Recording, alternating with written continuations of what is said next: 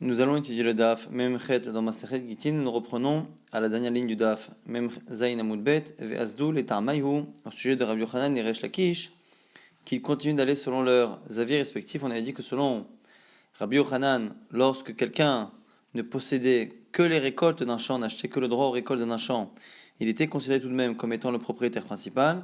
Selon Resh Lakish, il n'est pas propriétaire total, et donc au niveau d'Alachot, cela se ressent par rapport au Bikurim. Est-ce que lorsqu'on apporte les prémices, on doit lire le verset ou pas? Selon Rabbi Yochanan, celui qui ne possède que les récoltes peut tout de même lire. Selon Resh Lakish, non. Et justement, on continue, Ve'azul et Tamayu de Itmar, car il est dit à Mocher Sadeu, Bisman Shayovel Noheg, celui qui vend son champ à l'époque où le Yovel, le jubilé, était encore en pratique. Le jubilé, c'est cette année, cette 50e année du cycle qui fait en sorte que toutes les ventes sont annulées et que les terrains reviennent à leurs propriétaires. Au moment où le Yovel était encore en pratique, ça voulait dire qu'un achat, finalement, n'était qu'un droit d'utiliser le terrain et de profiter des récoltes pendant les années qui nous séparaient du Yovel. Il n'y avait pas une acquisition totale. Donc on revient plus ou moins au cas précédent. Le fait d'acheter une maison ou un terrain revenait plus ou moins à acheter les récoltes. Et là-dessus, Rabbi Yochanan Amar Mevi Vekore. Rabbi Yochanan dit qu'on apporte les bikurim, les prémices, en lisant le verset. Resh Lakish Amar Mevi Veinokore. Resh Lakish continue de penser qu'on apporte les fruits, mais qu'on ne lit pas, encore une fois, car il n'y a pas de propriété totale. Rabbi Yochanan Amar Mevi Vekore, Kinyan Perok et Kinyan Agouf. On explique bien que Rabbi Yochanan dit qu'on lit le verset parce que l'acquisition des récoltes est comme l'acquisition du capital du champ lui-même. Resh Lakish Amar, Resh Lakish pense, Mevi Veinokore. Il amène et il ne lit pas. Kinyan Perot, Lav, Kinyan Agouf Dame. Le fait de ne posséder que les récoltes n'est pas comme le fait de posséder le champ lui-même. Et la Gemara nous explique pourquoi on a eu besoin d'expliquer pourquoi Rabbi Yochanan et Resh Lakish discutent sur les deux sujets. À la fois quelqu'un qui achète un champ mais qui n'achète que les récoltes, sans le terrain, et celui qui achète tout le terrain mais à une époque où le Yovel est pratiqué, et donc ce qui revient finalement à ne pas acheter le terrain en lui-même mais les récoltes. Utsricha, on a besoin des deux. Des itma behai ka, si je n'avais dit que le cas précédent, le cas où la vente était clairement une vente où on n'achète que la récolte. Beika ma Resh Lakish, j'aurais dit que c'est que dans ce cas-là que Resh Lakish pense qu'on ne lit pas les versets. Pourquoi? Car clairement la vente n'est venue lorsqu'il est descendu sur le champ, lorsqu'il a pris possession du champ, il n'a pris possession que pour les récoltes, c'était officiel, clair. Aval, Béach, mais peut-être que dans le cas où il achète un terrain, au moment du Yovel, il n'a pas dit clairement qu'il achetait pour que ce soit annulé au bout de 50 ans. Mais simplement, c'est l'halakha qui veut que. Mais dans ce cas-là où il a acheté avec l'intention de garder le terrain, et que c'est la Torah qui lui dit non, et Imam modèle la Rabbi Yochanan, peut-être que Resh Lakish serait d'accord avec Rabbi Yochanan, que dans ces cas-là, il est considéré comme étant propriétaire au niveau des bikurim, mais qu'il apporte les bikurim, qu'il lit les versets, et c'est pour ça qu'on a eu besoin d'apporter le second cas. Et si j'ai enseigné que le second cas, j'aurais dit que c'est Rabbi Yochanan que je ne connaissais pas. Rabbi Yochanan. J'aurais dit que c'est que dans le cas où, justement, officiellement, on n'a pas dit qu'on ne vendait pas le corps du terrain.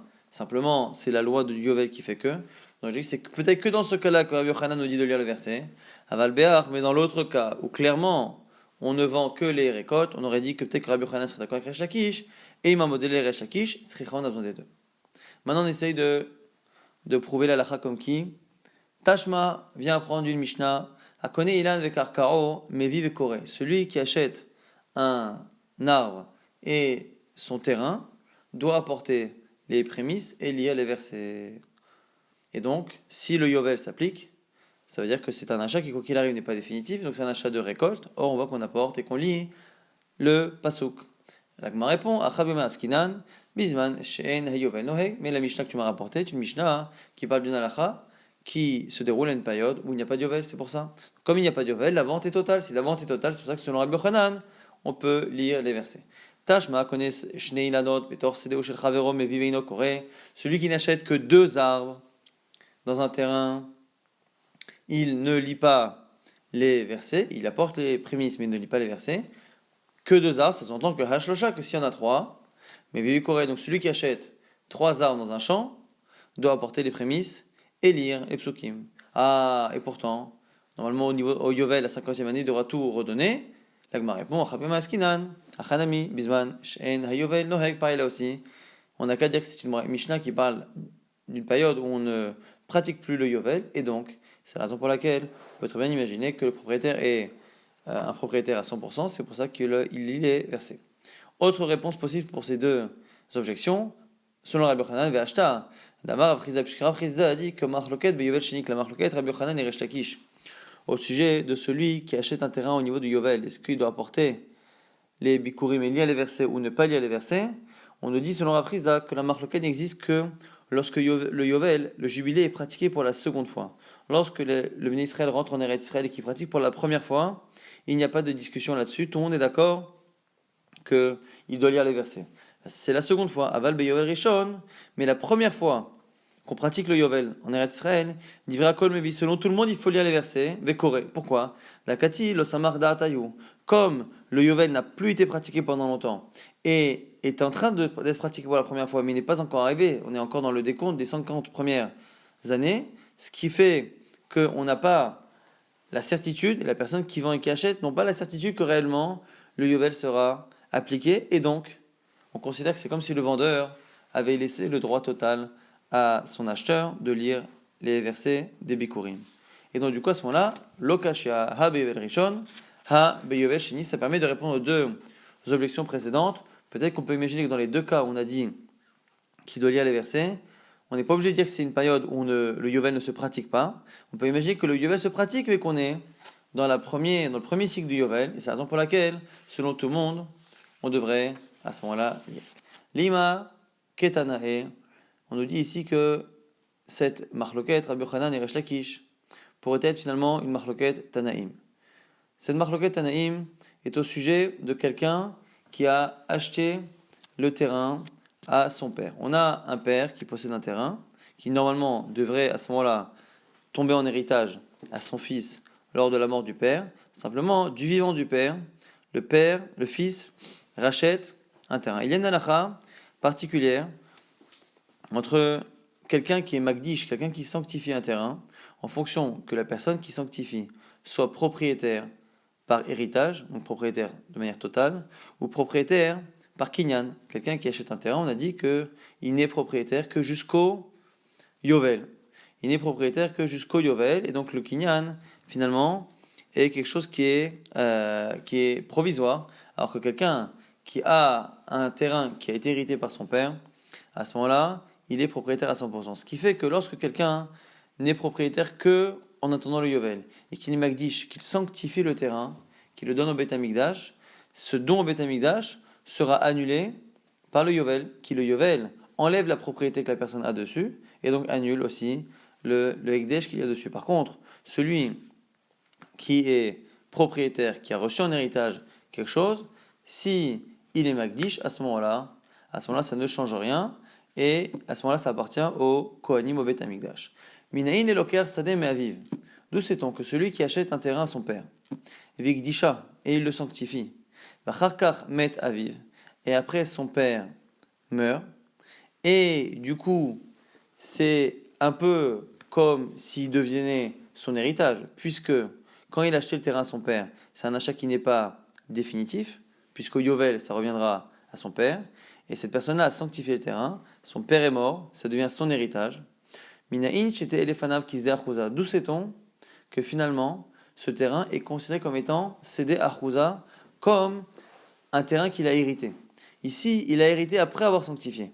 Il a sanctifié le terrain, et après la sanctification, son père est mort, donc il a hérité. D'où sait-on que même s'il n'a hérité de ce terrain, et qu'il n'en est devenu propriétaire à 100%, qu'après la mort de son père, d'où sait-on que c'est comme cédé achouza, et qu'au moment du Yovel, si tout de suite il ne récupère pas le terrain appartiendra au Kohanim. Talmud Lomar, c'est marqué au sujet de celui qui sanctifie son terrain, Imet Sede Miknato, Hachel Omisede Achuzato, s'il sanctifie Et Sede Miknato, le champ qu'il a acheté, Hachel Omisede Achuzato, qui n'est pas un champ hérité. C'est pas shoot. Sade Shena Eroya Liyot Sede Achuza. On sait très bien que si le champ est acheté, il n'est pas hérité, et donc c'est mieux nous apprendre Sede Shena Eroya. Il ne faut pas que ce soit même un champ qui soit apte à être achouza. Qu'est-ce qu'on apprend de ce verset pour l'instant? C'est que non seulement un terrain que j'ai hérité de mon père, lorsque je le sanctifie, je ne peux plus rien faire, mais même celui qui a acheté le terrain de son père, et donc qui au moment et qui le sanctifie. Donc au moment où il le sanctifie, il n'est pas son héritage, il a un terrain acquis, puisqu'il est raouille, il est apte à devenir mon terrain par héritage, on lui applique les halachot d'un héritage, et donc le Ekdesh fait en sorte que le terrain reste au Kohanim. Donc on voit que finalement, ne s'appelle un champ acheté que s'il est acheté par un étranger. S'il est acheté par le fils, comme il est acheté par le fils, et qu'il est apte à devenir son héritage, ça ne rentre pas dans les halachot d'un terrain qui est acheté. Divrei Rabbi Yehuda ve Rabbi Shimon selon Rabbi Yehuda ve Rabbi Shimon. Rabbi Meir maintenant Omer, Minaïn elokar c'est me'aviv ou met aviv. D'où sait-on que celui qui achète un terrain à son père et que son père meurt, là ici le père meurt avant, et après seulement il sanctifie le terrain. D'où sait-on Minaïn shete elefanav kizdachouza. D'où sait-on qu'à ce moment-là c'est considéré comme étant son terrain hérité et que le Ekdesh est définitif. Tamulomar, le même verset, Imet Sede Miknato, Asher Lo Misede Achudato, le terrain acheté qui n'est pas le terrain hérité. Sade Shena Sede Achuza, Yatstazo, chez Isede Achuza, ça exclut ce cas-là. En tout cas, ce que l'on voit ici, c'est qu'on a une marloquette. Une marloquette sur ce que nous apprend ce pasuk. Le pasuk nous dit que les halachot de Ekdesh, de la sanctification d'un terrain qui est acheté, ne sont pas les mêmes que celles d'un terrain qui est hérité, qui appartient à 100%. Mais la Torah nous précise que c'est bien celui qui est acheté et qui n'est pas hérité. Or, on le sait que celui qui est acheté n'est pas hérité. C'est venu pour nous exclure un qui est un peu des deux. Mais lequel c'est venu exclure? On a une marloquette. Rabbi Yehuda et Rabbi Shimon viennent nous dire que c'est celui qui, même lorsqu'il a été sanctifié, il n'était encore que acheté, il n'était pas encore hérité, parce que le père n'était pas encore mort, mais il était apte à être hérité, puisque c'est celui qui appartient à son père. Rabbi Meir ne va pas aussi loin, il dit que non. Ça vient nous apprendre celui qui a acheté d'abord un terrain, qui après l'a hérité, et à ce moment-là, il a après sanctifié. Dans ce cas-là, ce ne sera pas Sede Miknato. Maintenant, on essaie de comprendre la marloquette entre les deux. Pourquoi les deux comprennent le verset différemment? Pourquoi chacun l'a compris sur un cas différent? Et les Rabbi Yehuda et Rabbi Shimon, on voit que selon le premier avis, Met Aviv Vechaka Igdisha Losri Chakra, le cas qui est expliqué par Rabbi Meir n'a pas l'air d'être nécessairement écrit dans le verset. C'est-à-dire qu'on n'a pas besoin de l'apprendre. Pourquoi? On verra justement pourquoi. En tout cas, le cas où la personne acquiert le terrain de son père et qu'après le père meurt, et ce n'est qu'après la mort du père, donc après le fait que la personne est héritée et que ce champ soit passé finalement d'un terrain acheté à un terrain hérité, ça n'est qu'après qu'il a sanctifié. Et c'est dans ce cas-là, nous dit Rabbi Meir que le pasuk parle, mais dans ce cas-là, selon Rabbi Yehuda, Rabbi Shimon, il n'y a même pas besoin de verset. Donc la Gemara se demande pourquoi. Maïla Be'akam Flagué, n'est-ce pas que c'est ça la discussion? Des Rabbi Meir, savoir qu'il y a un perroque et qu'il y a un gouf damé, que selon Rabbi Meir, le fait d'acquérir les récoltes, c'est comme acquérir le terrain. Ou Beha, Bemitat Aviv, Hu Delo Yarit, Velomide. Et donc, dans le cas où le père meurt, il n'y a pas de changement, puisque finalement, il était déjà propriétaire. Veilkar, c'est pour ça que Metaviv, Bacharkar Igdisha, Tserikra, c'est pour ça qu'on a besoin de me dire que même si le père est mort avant, donc le type a acheté le terrain à son père est mort avant, nous on aurait pu penser qu'il n'y a aucun changement, parce qu'on pense que Kinyan Agouf c'est Kinyan Perot, il n'y a aucun changement. À ce moment-là, le fait d'être propriétaire ou le fait donc d'être propriétaire que des récoltes ou le fait d'être propriétaire à 100% par héritage, et c'est pour ça qu'on nous dit que Metavi va Chaka Ikdisha, qu'une fois que le père est mort mais qu'après il a sanctifié, Tsarikra, j'ai besoin d'un verset. Rabbi Yehuda et Rabbi Shimon, qui eux pensent que le verset parle d'autre chose, ils pensent quoi? C'est vrai, Kinyan Perot, Lav ke Kinyan Agouf, que le fait de posséder les récoltes, ce qui est le cas de celui qui acquiert avant d'être héritier, ce n'est pas comme Kinyan Agouf, comme posséder à 100%, ou Beha, et donc dans ce cas-là, Bemitat Aviv, Ashtahu de Kayarit. Et du coup, lorsque la personne a acheté, elle n'est pas encore propriétaire, elle ne le devient que lorsque le père meurt. C'est pour ça, c'est pourquoi, mais car, Met Aviv, Bacharkar Igdisha, Lotzrichakra. C'est la raison pour laquelle, dans le cas où le père est mort, et donc en étant mort, il est devenu propriétaire de manière totale, et à ce moment-là, après, il a été Magdish, dans ces cas-là, on n'a pas besoin de verser, c'est pas chose que c'est Seder Chouza. Quand est-ce qu'on a besoin d'un verset? Les Igdisha Bacharkar Met Aviv, Hodei. C'est un cas qui est plus original. C'est un cas où il a sanctifié en étant que propriétaire, que acheteur. il a sanctifié, et ce n'est qu'après qu'il a hérité. Et le chidouche, du coup, c'est que même si au moment où il a sanctifié, il n'était pas encore propriétaire, mais qu'il était apte à l'être, à ce moment-là, ça suffit. Rav Nachman va repousser et dire qu'on n'est pas du tout obligé de dire que c'est la discussion. On a essayé nous de comprendre en amont qu'est-ce qui faisait qu'ils comprenaient le pasuk de manière différente et que c'était peut-être la marloquette Rabbi Yochanan et Resh Lakish. Amar Rav Nachman bar Yitzchak, non, le olam et malach, be'alma kasavre Rabbi Yehuda Rabbi Shimon, kinyan perot, ke kinyan aguf dameh. Peut-être que non, peut-être que tout le monde, même Rabbi Yehuda et Rabbi Shimon, pense comme Rabbi Yochanan que le fait de posséder les récoltes, c'est comme posséder le terrain. Ve'acha, et simplement ici, Rabbi Yehuda et Rabbi Shimon, kra ashkechu vedarush. Ils ont une compréhension différente du verset. Pourquoi? Parce que si le verset parlait de quelqu'un qui a acheté un terrain et qui ne l'a sanctifié qu'après la mort de son père, comme a pensé Rabbi Meir, on aurait dû dire celui qui sanctifie etzedei miknato, le terrain acheté, asher lo ahuzato, qui n'est pas son héritage. Et donc à ce moment-là, on aurait parlé de ce cas-là. Maï misede ahuzato, le fait de dire misede du champ ahuzato, ça déchaîna reouya liot. C'est ahuzato, il pense que ça veut dire que c'est un champ qui n'est pas son héritage réellement, mais même qui n'est pas apte. Yastazo chez reouya liot, c'est ahuza. Donc c'est une discussion non pas liée à Rabbi Yochanan et Resh Lakish, mais liée à la compréhension du verset pour la dracha. Amar Rav Yosef. Rav Yosef nous dit que maintenant, au sujet de Rabbi Yochanan qui pense que le fait de posséder les récoltes, c'est comme posséder le terrain, il a d'Amar Rabbi Yochanan kinyan perot kinyan aguf damé. Si Rabbi Yochanan n'avait pas dit cela, que le fait de posséder les récoltes, c'est comme posséder le champ, lo matsa yadav veraglav bevet amidrash. Il n'aurait pas pu trouver ses mains et ses pieds dans le bet amidrash, c'est-à-dire que il n'aurait plus pu se tenir tellement on aurait des questions sur lui. Pourquoi? D'Amar Rabbi Yassi, Amar Rabbi Yochanan, car on dit en son nom, Ha'achin shechaku lekuchot hen. Les frères qui partagent un héritage sont considérés comme des lekuchot, comme des gens qui achètent, et non pas comme des héritiers. Umachazerin zelazé beyovel. Et donc, au yovel, on remet tout au milieu. Ce qu'on nous dit ici, Rabbi Yochanan, c'est lorsque quelqu'un meurt, au moment de sa mort, les biens sont théoriquement partagés à ses enfants. Donc, c'est comme si avant de mourir, il donnait à ses enfants, un instant avant sa mort. On ne peut pas donner après la mort. La question est-ce que lorsque les frères choisissent leur part, on considère que le choix qui a été fait par chaque enfant a un effet rétroactif et qu'on dit brera, c'est comme si, de manière rétroactive, on considère que le père avait donné ça à un tel et ça à un tel, ou non. Rabbi Yochanan pense que non. Pense que puisqu'il n'y a pas brera, on ne peut pas justifier, préciser un choix actuel grâce à quelque chose de futur, et le futur ne peut pas avoir un effet rétroactif dans ce sens-là.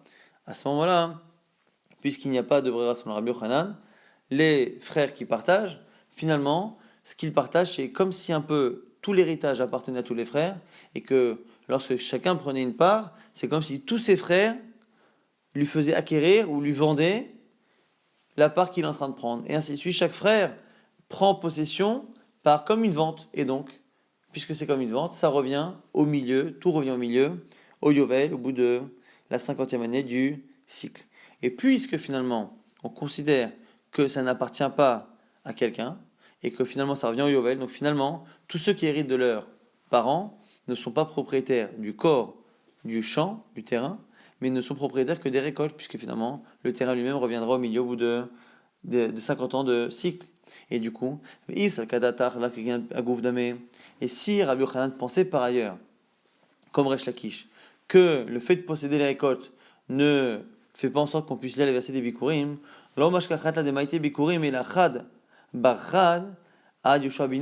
selon Rabbi Yochanan, on aurait la mitzvah d'apporter les Bikurim et de lire les versets que quelqu'un qui serait issu d'une lignée de fils unique depuis Yoshua ben Nun.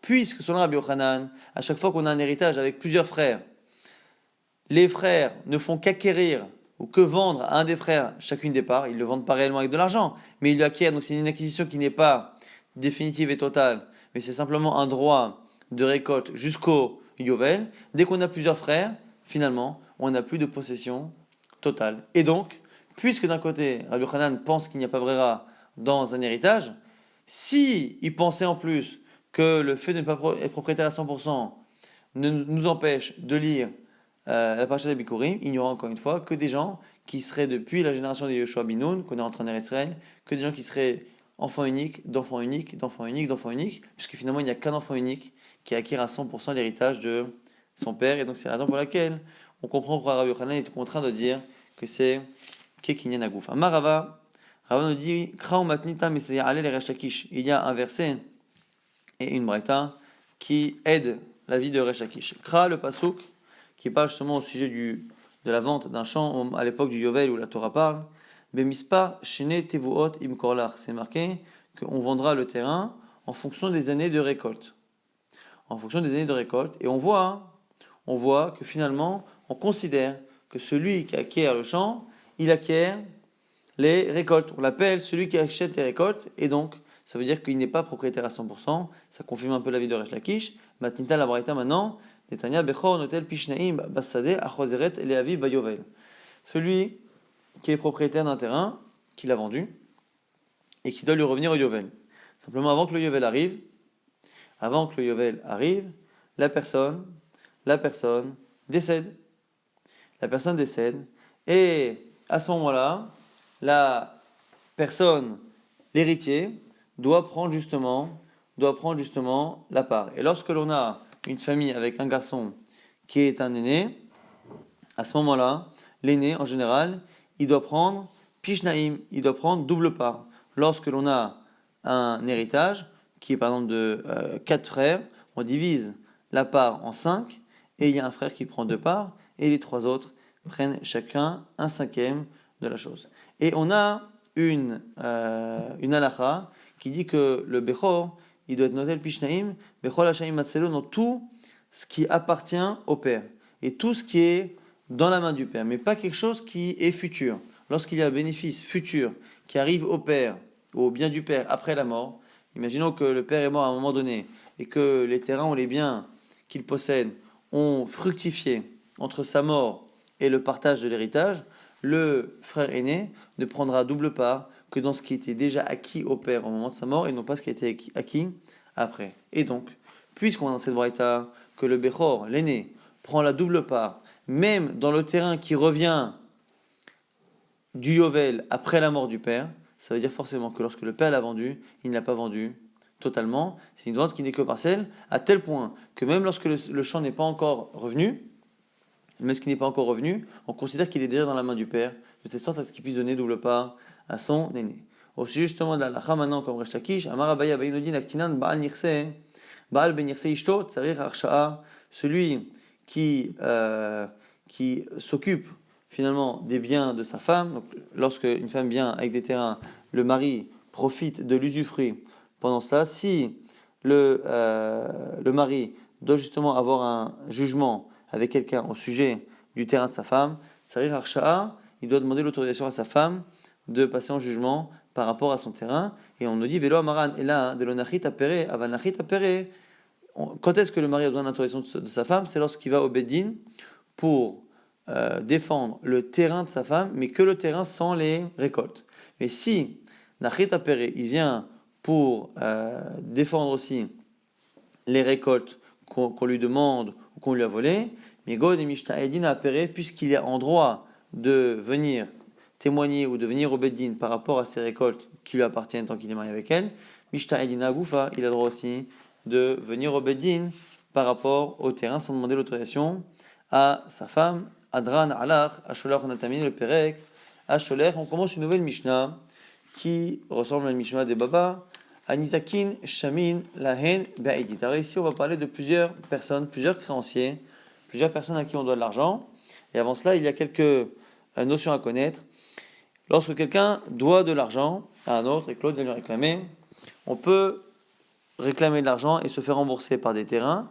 Et dans les terrains, il y a 3 types de terrains, ce qu'on appelle Aïdit, Benonit et Ziburit. Des terrains de bonne qualité, de moyenne qualité ou de qualité mauvaise. En sachant que, à valeur égale, on peut avoir 500 000 euros par exemple, qui sont, que la personne possède dans une petite surface, mais de quelque chose qui vaut cher, dans une surface moyenne de quelque chose qui a un prix moyen, ou dans une grande surface de quelque chose qui a une valeur au mètre carré qui est faible, et on part du principe qu'un homme préfère être remboursé de la même somme avec un bien petit en surface, mais de bonne qualité, que quelque chose qui est de moyenne qualité, et quelque chose de moyenne qualité encore mieux que la chose qui est de qualité mauvaise. Et donc parmi les créanciers, Anizakin, celui qui a été endommagé et qui vient réclamer des dommages et intérêts, celui-ci, il se fera rembourser, il se fera payer plutôt, Shaminaen Be'aidit, par les biens de la meilleure des qualités.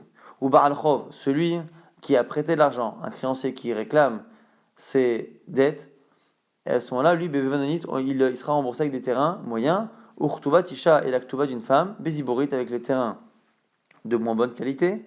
Rabbi Meir pense, Omer, que finalement, l'actuva de la femme, c'est comme une dette, comme un prêt. Av Ketovat Tisha, Bebenanit, lui aussi pense que finalement c'est comme la Benanit. En tout cas, on a cité les trois types de créances. Maintenant, En Ifraïn, Menechasim, Mishorbadim, Mimakom, Shiesh, Nechasim, Benechon. Il y a deux types de biens, ce qu'on appelle les biens asservis et les biens libres. Lorsqu'une personne a contracté un prêt, un emprunt, et que après cela, elle a vendu un de ses terrains, le terrain qu'elle a vendu est directement asservi à sa dette. Lorsque quelqu'un donc emprunte, tous ses biens sont hypothéqués, les biens immobiliers sont hypothéqués par rapport à cette dette, et après, même s'il les vend, la personne qui achète doit se renseigner, savoir si la personne n'a pas des dettes, et est-ce qu'elle sait que si la personne qui lui vend, qui a des dettes, n'est pas solvable un jour, on peut venir lui récupérer ce terrain qui a été hypothéqué. Le droit qu'a un créancier de récupérer les biens hypothéqués n'existe que si il n'existe pas de terrain, de biens dans les mains du fameux emprunteur. S'il en existe, la personne n'a pas le droit d'aller chercher chez celui qui a acheté entre-temps. On ne peut pas aller récupérer les terrains qui ont été hypothéqués et qui sont chez l'autre, mais comme chez lorsqu'il y a des terrains libres disponibles chez l'emprunteur. La filou hen ziburit. Et même si l'emprunteur ne possède actuellement que des terrains de mauvaise qualité et que celui qui vient réclamer de l'argent, lui, a le droit de réclamer des terrains de meilleure qualité, on considère qu'il ne peut regarder que ce qu'il a devant lui et non pas ce qui a été hypothéqué, ce qui est chez un autre. Autrement, lorsqu'on a quelqu'un qui devait de l'argent, qui est décédé, qui a laissé des héritiers, les héritiers enfants, quand on vient leur prendre les dettes de leur père, on ne peut pas leur prendre des terrains autres que Ziburit. On ne peut pas prendre les biens des orphelins, et là, mina Ziburit, que parmi les biens de moins bonne qualité. En motzin lachilat perot, velishfar kakaot, velimzon aisha, veabanot, menechasim et shorbanim, mipene tikkun olam. Il y a trois types d'argent qu'on rembourse qui ne peuvent pas être utilisés à partir des biens qui ont été vendus parce qu'on considère que ici celui qui a acheté le terrain ne pouvait pas savoir le risque qu'il prenait. Et achilat perot et shvar kakaot, c'est un cas particulier, c'est quelqu'un, comme on verra dans la suite, c'est quelqu'un qui a acheté un terrain mais qui ne l'a pas acheté de son propriétaire, il l'a acheté de quelqu'un qui l'a volé. Donc il achète un terrain de quelqu'un qui a volé le terrain et du coup un jour on lui prend le terrain, donc il se fait rembourser l'argent de la vente par le voleur en question, mais simplement, entre-temps, il a perdu donc ses récoltes et tout qu'on lui a pris, parce qu'on a récupéré le terrain, on lui a pris les récoltes et tout, et lui il veut se faire rembourser de cela, il va donc du coup se retourner contre son vendeur qui était le voleur, et à ce moment-là, quand c'est Achilat Perot, donc les récoltes, ou Shvar Karkaot, ou le terrain qui a gagné de la valeur, donc lui il a acheté un terrain à 1 million, qui finalement, une fois qu'on lui a repris, en valait 1,2 million. Donc, le 1 million qu'il a dépensé, on le lui rend, mais maintenant, il va aussi récupérer le shvar kakaot. Et Mezon et Ishav, maintenant, dans les cas où il faut payer, il faut nourrir la femme et les filles lorsqu'il y a un décès, dans ces cas-là, on n'utilise pas Menechassim et Shorbadim, on ne va pas chercher les terrains d'une personne qui a acheté entre-temps, Mipene Tikkun Olam, pour éviter les soucis, pour ne pas déranger les gens. Et pareil, celui qui trouve un objet, il trouve de l'argent, la guide, par terre, un porte-monnaie, et dans ce porte-monnaie, il trouve 500 euros. Il les rend, et la personne à qui il rend lui dit, mais il y avait 1000 euros dedans. Normalement, il y a une halakha au niveau de la Torah, que celui qui avoue une partie de ce que la personne réclame, doit jurer sur la partie restante. Tu me dois 1000 euros, la personne dit non, je ne te dois que 500. Comme il jure sur il est d'accord sur une partie, il doit jurer sur l'autre, et ça devrait être le cas ici. La personne dit, mais moi, il y avait 1000 euros dans le porte-monnaie, l'autre répond qu'il n'y avait que 500. Normalement, il devrait jurer sur les 500 restants, mais ça, on a annulé cela. Lo Ishava Mipne Tikkun Olam, pour ne pas démotiver les gens qui trouvent des objets de les rendre parce que c'est humiliant pour eux de devoir jurer. Gmar maintenant, au sujet de ce qu'on a dit au début, on a dit que c'était Mipnei Tikkun Olam, on a dit que tout ça c'est Tikkun Olam. Comment se fait-il qu'on cite au départ que celui qui a été blessé, qui vient chercher des dommages et intérêts pour une raison X ou Y, on a dit que Shaminaim Bet Ba'idit, on le rembourse, on le paye avec le meilleur des terrains. Là, on m'a dit Mipnei Tikkun Olam, pourquoi ça fait partie des takanot que les Charim ont fait? Doraitahi, c'est marqué dans la Torah, dirtiv, Metav Sadehu, ou Metav Karmo Yishalem, c'est marqué dans la Torah que celui qui endommage son prochain, il paiera Metav Sadehu ou Metav Karmo Yishalem, il utilisera, il paiera avec le meilleur des champs et la meilleure des vignes. Donc le fait que quelqu'un qui a endommagé paye les dommages avec le meilleur des terrains, c'est marqué dans la Torah clairement, donc pourquoi ça fait partie des Mishnah qui sont Mipnei Tikkun Olam? Amarabaye Abaye nous dit, L'Otzricha, et là, les Rabbi Ishmael, cette Mishnah va selon Rabbi Ishmael. Pourquoi? Il y a Marc qui pense que Midoraita Ben Yinizak Shaiminan, au départ de la Torah, on a dit que le meilleur des champs et le meilleur des terrains, c'est le meilleur des champs et le meilleur des terrains de celui qui a été endommagé, de la victime.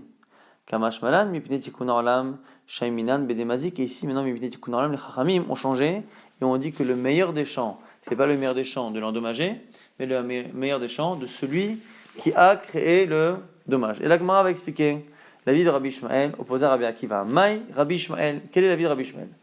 Détania, c'est marqué dans la Torah, Meitav Sadeo, Meitav Karmo Yishalem, celui qui a endommagé, paiera en fonction du meilleur de son terrain ou du meilleur de sa vigne. Lui il pense que Meitav Sadeo Shel Nizak ou Meitav Karmo Shel Nizak. Même si on parle au départ de celui qui a endommagé, le meilleur du champ, c'est le meilleur du champ de la victime et le meilleur de la vigne de la victime. Dit vrai Rabbi Ishmael. Rabbi Akiva n'est pas d'accord, Omer.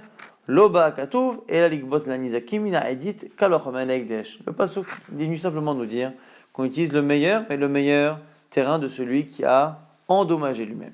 Et du coup, selon Rabbi Ishmael, la Gemara s'étonne. Au départ, la Gemara comprend de manière simple que finalement, on prend le meilleur terrain de la victime. C'est-à-dire que l'on a une victime qui a plusieurs terrains de qualité bonne et de qualité mauvaise. Si on imagine que la Torah vient nous dire que l'on rembourse en fonction du meilleur terrain de la victime, ça voudrait dire que finalement, que j'ai endommagé, que j'ai brûlé, on va dire, un champ, un hectare de champ qui soit bon ou mauvais de la victime, je paierai quoi qu'il arrive l'équivalent d'un hectare du meilleur de ces champs. Le Rabbi Ishmael, celui qui a endommagé, c'est son animal qui est parti, qui a consommé un champ de bonne qualité, où il y a beaucoup de fruits, alors il paye le meilleur. Mais selon cette logique de dire qu'on paye selon le meilleur de la victime, ça voudrait dire que même si mon animal a endommagé ou consommé une partie d'un champ qui n'est pas bonne, je paierai la même surface sur un champ qui est bon chez lui. Il m'a dit non, Amaravidi Baravin, tu n'as pas compris. C'est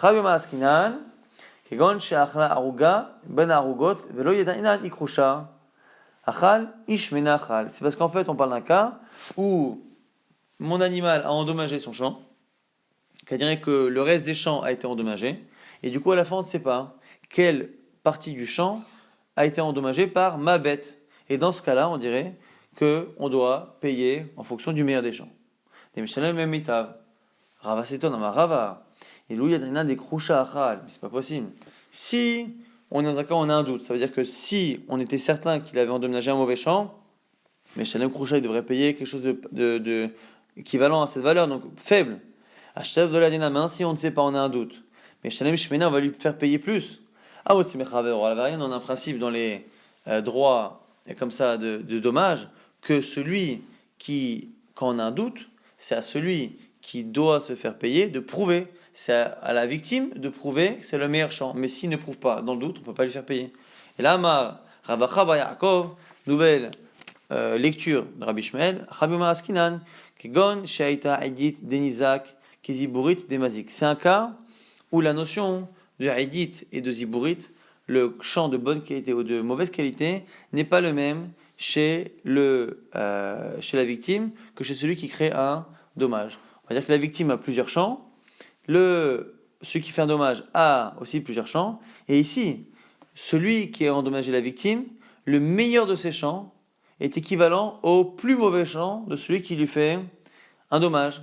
Rabbi Ishmael Savar ben Nizak Shaiminan, Rabbi Ishmael pense que selon la Torah, c'est le Nizak, c'est celui qui finalement a été la victime, qui sera le modèle, qui sera la manière que l'on a d'évaluer quel est le champ qui est bon, qui est mauvais. On regardera les champs de la victime. Rabbi Akiva Savar, Benemazik, Shaiminan. Rabbi Akiva pense que l'on regarde les biens de celui qui endommage. Et Rabbi Ishmael serait d'accord à la fin avec Rabbi Akiva pour dire que les Chachamim auraient fait comme ce que Rabbi Akiva pense dans la Torah. Lui pense que la Torah dit différemment, Rabbi Ishmael, mais que les Chachamim ont fait comme ça pour justement que les gens fassent attention en se disant si je crée un dommage à mon ami, même s'il est pauvre, et que le meilleur de ses terrains, n'est pas génial, n'est pas très bon, puisque moi, le meilleur de mes terrains, j'y tiens, et je fais attention de ne pas faire de dommages, de peur que l'on m'enlève finalement le meilleur de mes biens pour rembourser les dommages causés à mon prochain.